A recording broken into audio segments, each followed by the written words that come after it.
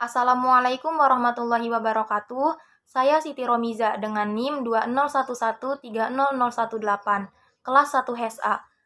Video ini saya buat untuk memenuhi tugas ujian akhir semester mata kuliah Pancasila. Submateri yang akan saya bahas yaitu tentang hak asasi manusia atau HAM.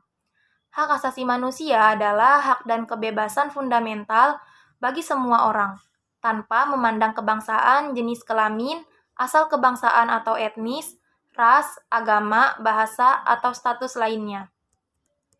Hak asasi manusia mencakup hak sipil dan politik, seperti hak untuk hidup, kebebasan, dan kebebasan berekspresi. Selain itu, ada juga hak sosial budaya dan ekonomi, termasuk hak untuk berpartisipasi dalam kebudayaan, hak atas pangan, hak untuk bekerja, dan hak atas pendidikan. Hak asasi manusia dilindungi dan didukung oleh hukum, serta perjanjian nasional dan perjanjian internasional. Deklarasi Universal Hak Asasi Manusia atau UDHR adalah dasar dari sistem internasional untuk perlindungan hak asasi manusia. Deklarasi tersebut diadopsi oleh Sidang Umum PBB pada tanggal 10 Desember 1948 untuk melarang kengerian Perang Dunia II agar tidak berlanjut. Makna hak asasi manusia memiliki dua nilai kunci yang menjadi dasar konsep hak asasi manusia. Yang pertama yaitu martabat manusia, dan yang kedua persamaan. Hak asasi manusia sebenarnya adalah definisi atau percobaan dari standar dasar yang diperlukan untuk kehidupan yang bermartabat. Universalitas mereka berasal dari keyakinan bahwa orang yang harus diperlakukan sama. Kedua nilai kunci ini hampir tidak kontroversial. Itulah sebabnya hak asasi manusia didukung oleh hampir semua budaya dan agama di dunia. Orang-orang pada umumnya setuju bahwa kekuasaan negara atau sekelompok individu tertentu tidak boleh terbatas atau sewenang-wenang.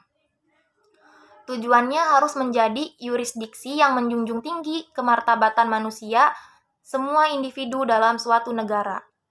Hak asasi manusia memiliki beberapa karakteristik khusus, yaitu hak asasi manusia berlaku sama untuk semua orang, bersifat universal, tidak dapat dicabut, tidak dapat dipisahkan, saling bergantung, dan hak asasi manusia adalah cerminan dari kebutuhan dasar hidup. Tanpa hak asasi manusia, seseorang tidak dapat menjalani kehidupan yang bermartabat. Melanggar hak asasi manusia, seseorang juga berarti memperlakukan orang tersebut seolah-olah bukan manusia.